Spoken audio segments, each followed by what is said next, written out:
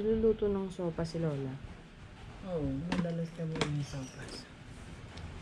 Kasi may pansahog eh. Pwedeng manok, pwedeng kalapati. Ay! Masarap ang kalapati. Lambutan naman. Tsaka masustansya daw, sabi ng mga incheck.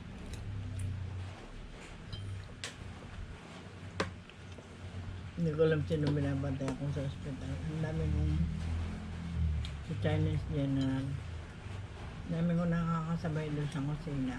Guhugas ng Ah, Tita Edith. duro. Guhugas ng mga pinagkainan. Sabi ko, may naman pa. Tatapon mo na.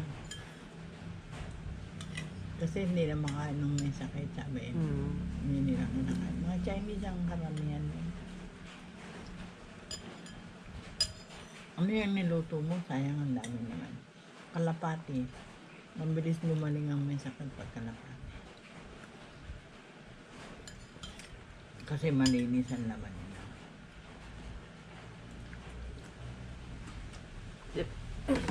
Hindi, pag nagluluto kayong sopas, malaki. Alagyan. May kaserola kaming malaki. Marami kami. Hindi, malaki yung ano yun eh. Pero ang kawali namin yung regular na ganyan.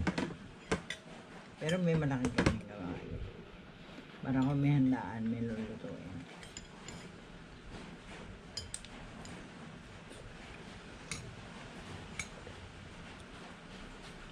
Gising ako. Past 3. Tumunog yung pinto, lumabas ka. Nahintay kong bumalik ka, nakalugay buhok mo. Hindi ko bumabalik. Ba't kaya? Nagano ko ng tubig, nagsahod.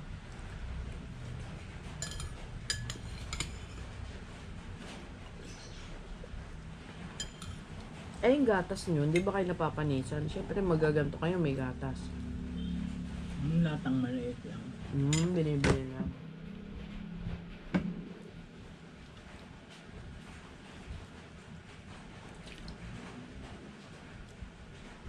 Malapit lang naman tindahan sa inyo. Doon kami nakatira sa likod ng tirahan ni Tito Dim. Hindi, lumang tirahan niya.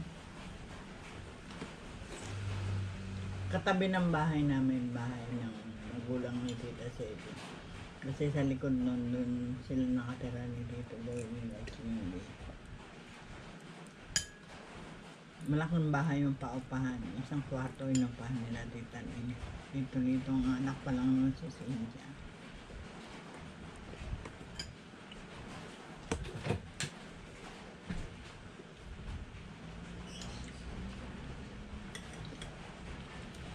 Buong figure nung nasa isip ko nung lugar na yun. Hindi mawawala sa isip ko yung bahay namin. No?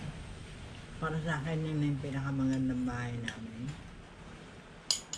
Buhat pagkabata na nasubaybayan ko yung buhat doon hanggang dito lang ang bahay namin. Ganun lang kalaki, ganun lang kahaba. Hanggang nadagdagan.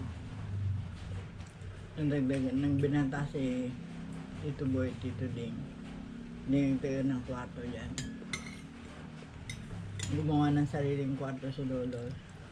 Pagbukas mo dyan, puno ng mayabas. Kwarto nila. Kortina lang ang ano. Ay, hindi, wala. Ang may kortina lang yung kwarto ni Tita Rin. Tapos, itong kahabaan na to, sala na yan. Piraso mas malaki pa dito, kusina. Pero mas malaki dito sa hala nyo. Ay, ang laki ng sala namin. Itong isang buo na to. Nagsasayaw Sala kayo to. ano eh. Oo, sala to. Pero may karugtong siya, kusina na.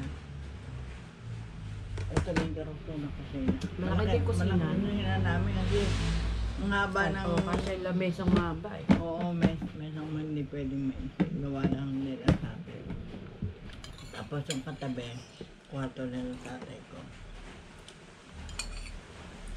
Nakaganon yung kasi ano yung puno ng may abas. Yung kusina.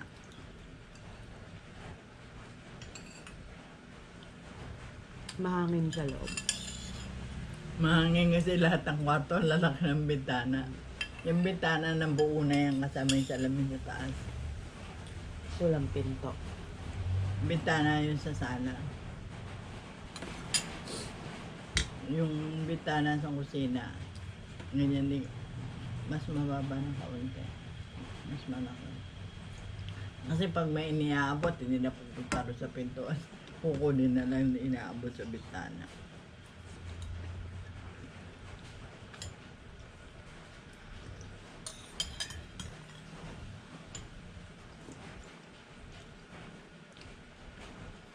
Eh, yung bintana nyo kamo, merong lusutan pa ng paan. Nalulusot Ayun, mo sa pa yung sala, paa. sa Ah, sa sala. sala yun. Mm-mm. Yung nakikita mo sa mga old movies, yung bintanang gano'n, Mm. gano'n. Kaya pag may iniaabot, kung matangkad yung mag-aabot, eh, sinasampalan doon sa pasimano ng bintana. Kung bata ang kukuha ng inaabot, kung sino man yung may inaabot. Doon sa baba ng Mm. rehas yun. Tipong sa mga old movies, Tagalog movies ko na lang nakikita yung bintana na yun. Bintana sa taas, bintana sa baba. Kaya presko. Matulog ako, gugulong-gulong lang ako sa sahig. Sahig namin kawayan. Kawayan pula na makintab. Presko, lusot-lusotan ng hangin sa gilid. Tapos hangin sa baba. Eh, pag umuulan, ang lamig na. Yun ang pinakamagandang parte. Hindi bumabaha. Hindi umaanggi sa loob. Umaanggi, kaya nagsasara din ang pintana. Ang sabihin mo, nakalimutan ko kasi.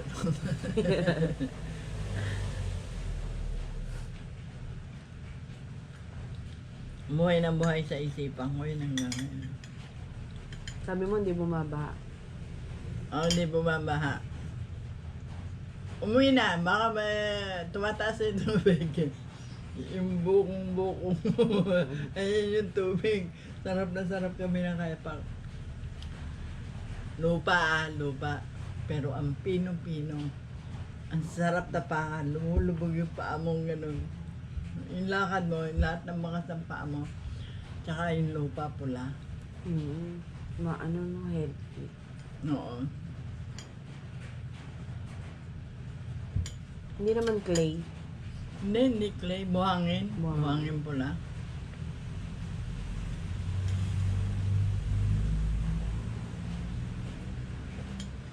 Kaya ako maglaro ng taguan, habulan, patintero, tumba preso, puro na kaya pa. Mm. Iiwan yung mga tsinelas sa may puno. Malaking puno ng santol. Tapos pagka matagal-tagal na naglalaro, isa-isa na tinatawag. Minsan may dumarating ang tatay, ang kuya, ang nanay, uwi ka na. Meron kayo Tawag isang ka na. pagita. Sa may likod ng bahay, may isang Sa pagitan. inyo yun. Ang bahay namin nakabakod, malalaking puno. In between ng malalaking puno, halamang maliliit.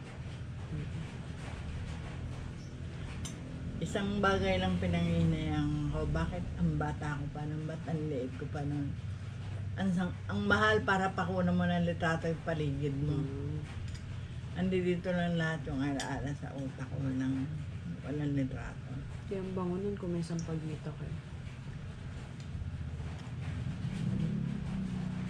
Ang sampagitan namin, hindi yung regular na sampagitan. Sampagitan China, malalaking bulaklak, dumadaan ka pa lang ang amoy. Bango. Oo, bango na.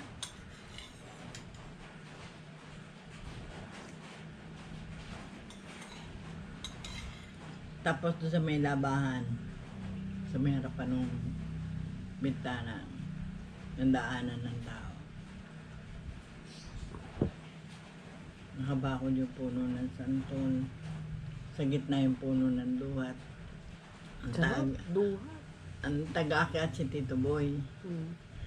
Pag pinakyat ng tatay ko, Boy, akyat ka ng dali mo tong basket.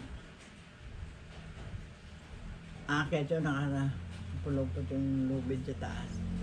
Ibabagsak niya yung dulo. Itatali ng tatay ko basket, iakyat niya. Lahat ng mapitas niyang luhat, kumpul-kumpul parang uwas na itim. Sarap. Walang laglag yun. Pipitasin niya yun, may Bilog dalang. o yung paba? Dalawa ang puno namin ng duhat. Yung pinakamalaki, bilugan, pero malalaki. Yung special na panregalo, Mm. nandun sa may likod bahay, tabi ng puno ng kamyas. Pag pinitas mo yun, ganun kalalaki bunga. Ay. Ang tawag doon, duhat babae. Kasi may guhit ganun, parang biniyak ng kepyas. Mm. Ang tamis nun, yung panregalo. Pero pinaririgalo din yun sa malaking puno ng duhat. Kasi hindi nalalaglag, kumpul-kumpul. Kumpol. Magdadala ng lubid si Tito Boy, siya taga-akyat eh. Ilalabit niyang ganon, itatali ng tatay ko yung basket. Basket na malaki pamalengke. Katali yun, nakabitin yun. Lahat ng mapipitas niya, dahil may dala siyang panggupit. Yung panghalaman, kumpul-kumpul yun, yung lalaki. Ang tamis. Nakalagay sa basket. Tayo puno na ho, ilawit mo na, ilalawit niya na yung basket. Hahanguin ng tatay ko, may batya. Hindi, sabayan mo na subo. Nakalagay doon sa batya yung hinango, Mm-mm. yung napitas. Nakabatsa, ibig sabihin, ang dami. Hindi batya lang, batyang malaki. Mm. Buhat din sa lugar doon, dito, Sarap. malaking batya. Ito pa, dadalhin kila tita. Ito, bigyan mo kila Chupuring. Ito kila Ruhico. Ito, dito na, medyo maliliit na. Ugorio, dali mo to sa kapitbahay. Pero pag panahon na Pero walang... nakapamili na kayo na sa inyo. Meron na. Sawa na kayo. Ang sa amin yung mga nalaglag na yung tanggal sa tangkay. Ah. Kasi nakakaya pa panregalo yung nakakaya pamigay. Pag namimitas ng ganon, tapos nang kunin ni Tito Boy yung kumpul-kumpul, siya taga-akyat eh. Siya panganin sa lalaki. Pag kukunin yung kumpul-kumpul, nasa basket yun, ibababa. Kalagay sa batya. Pipiliin ng tatay ko yung mga panregalo sa mga kapitbahay. Kaya malapit sa amin ang kapitbahay. Gusto ko tuloy ng duhat.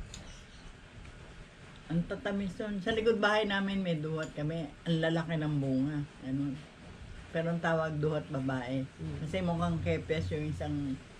Normal niya. Lahat ng bunga niya ganun. May space na parang pepe ng babae. Pero hindi siya nakabukas na walang balat. Nakabukas, labas yung buto. Ah, okay. Nakanganga. Hmm. Pero yung mga niya hindi nakatikwas. Hanapin ko. Mahal na ng duhat niyo yun. Pinanririgalo duhat namin kasi ang tamis.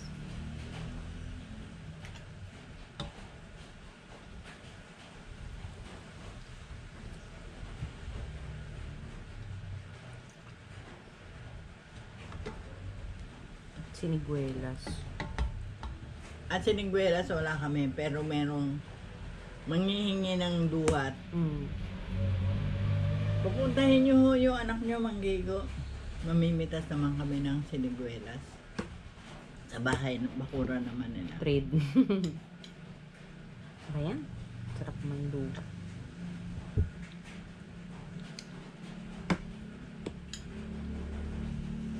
Duhat namin matamis. Parehong matamis. Anong kulay? Yung puti o yung pula yung loob? Yung puti, yung maliliit na parang ubas ng kupol-kupol. Mm. Yung malalaki, Yung pula. ang tawag doon duhat babae. Mukhang kepes nga kasi lahat ng bunga niya may biyak. Yun yung pula. Hindi. Oo, yun ang pula. Parehong pula. Mm. Parang bumili kami ng 1 kilo. Nabot na ng ano yata yun. 300. Grabe. Mandalang pinamimigay. Dali mo to kay Radyo Ring. Ito, dali mo kay Yan yung mga puno kasi. Ito, dali mo kay Chungay ko.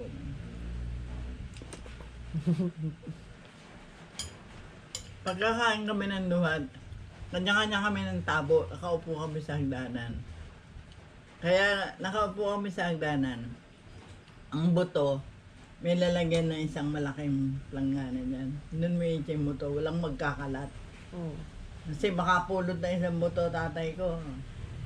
Di ba naglagay na ako ng palanggana, lalagyan ng buto? Inaasinan nyo pa yan. Pagka ano, yung may gusto mag-asin, nakabantay tatay ko, oh, sobra na yung asin. Tamis-tamis, inaasinan. Mambisyo kayo. Kakasakit kayo niyan, alat-alat. May lalagyan ng palanggana doon, lalagyan ng buto. Kasi ang linis-linis ng lupa namin. Hindi pwedeng ganun. Hindi pwedeng tapon-tapon. May basurahan talaga. May sigaan. May compost. Doon sa sigaan, pinipili pa ng tatay ko ilalagay sa siga, papausok sa halaman. Kung saan may puno, kung saan may halaman, kung alin yung gusto niyang mamunga, doon niya tinatapon yung siga. Ang karamihan, dahon. May pausok. May mangga kayo. May puno kami ng mangga. Malaki, mataas. Sa laki ng puno, nilagyan ng tatay ko ng bahay, gumawa ng bahay ng kalapate yan. Yung sa mangga pala yun. Ang laki, parang eskwelahan. Kanya-kanyang may second floor pa. Para doon sa nangingitlog yun nasa baba. Kabilaan yan. May pinto. Ngayon, pakawala siya ng 5 kalapating lalaki. Kalapate namin nasa silong nung tulugan nila ng nanay. Naglagay siya ng 5 lalaki. Doon sa ano, paglabas, inakit niya yung puno nilagay niya sa kanya-kanyang bahay yung 5 lalaki. Pero ang puno, ang cave, ang ano, pintuan nun, siguro mga 16, tigbo-8 kabilaan. Sandali, sarap-sarap yung mga kalapate, pakpak doon. Pagdating ng hapon, nagliparan, umalis. Pagdating ng gabi, 10 na yung bumalik. 5 lalaki, may 2 babae. Hindi na, naging girlfriend na nila, hindi na umalis. Akit nga yung tatay ko doon, lalagyan ng ano yun, damo-damo para pugat. Nangingitlog, doon na nangingitlog yun. Nagpamilya na sila. Oo. Doon din ba nilagay yung duyan mo? Sa mangga? Andun yung duyan ko, pero ibasa nga. Ibig sabihin, Mataas. malaki yung ano yun. Mataas yung, ano yun, Anong mangga yun? Green o yung dilaw? green. Pag may pahinugin, ilalagay na tatay ko yun sa silong, nakabalot sa sako. Tapos, pagtanya niya, ilang araw na nakabalot sa sako, magbubuhan na. Doris, baba ka ng palanggana nito. Ang tatanggalin yung mga dilaw. Anong gusto mo? Hinog na hinog o yung nahihinog pa lang? Eh, hinog na hinog, kinukuha ko, bungal ako eh.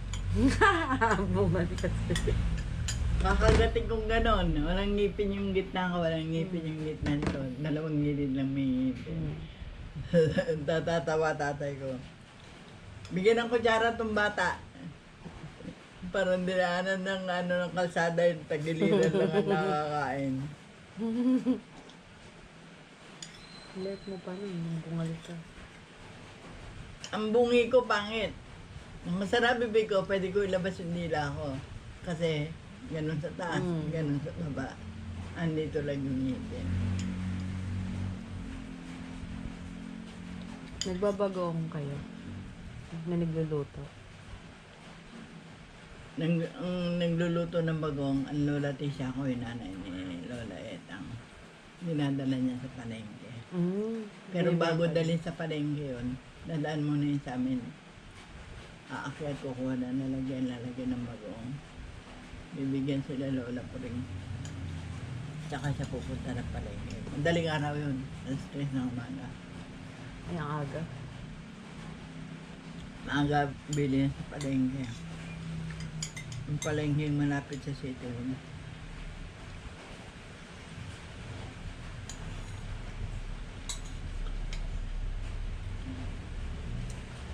Walang makakaligtas sa alaala ko nung pagkabata ko. Kasi wala na ngayon dito. Kahit pumunta pa tayo sa probinsya, wala akong comparison na napunta sa probinsya ang mahawag ng lugar namin. Ang bahay namin noon, dagdag ng kwarto habang dumadami kami. Pagsamahin mo yung lote dito sa kabilang bahay, tsaka itong lote ito, tsaka ito. Malaki yung bakuran na. Pahaba ba yung bakuran nyo? Pa-square. Medyo may pagkapahaba.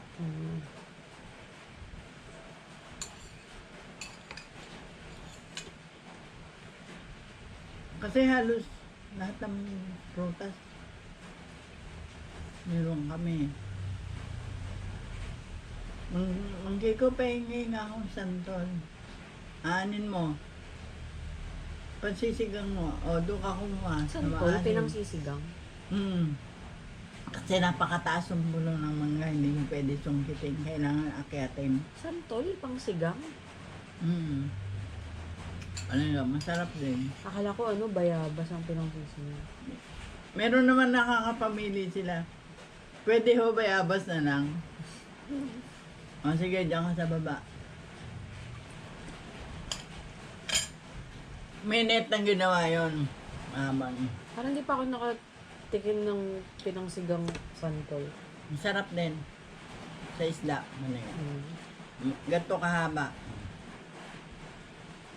Kahoy. Nakaano dito, tornillo. Pag binukas mo, o sige, itya mo na Kuya Boy,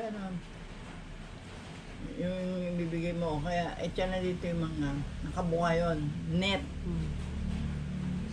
Double purpose yun. Pag pupunta sa dambang ka tatay ko sa ilog, kasama ko mangunguha ng isda. Gaganunin niya lang yun. Pagdaan ng school fees. Pag angat nun, sumara na yun. Net na yun nasa baba. Sasalin na lang sa balde, yung isda. Hindi siya mahihirapan manghuli. Lahat sa kanya may paraan.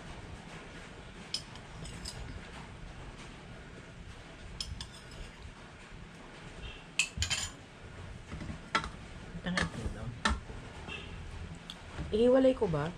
Hindi na. Hindi na, okay na yung ganyan. Pwede na yun. GoPro, stop recording. Oo.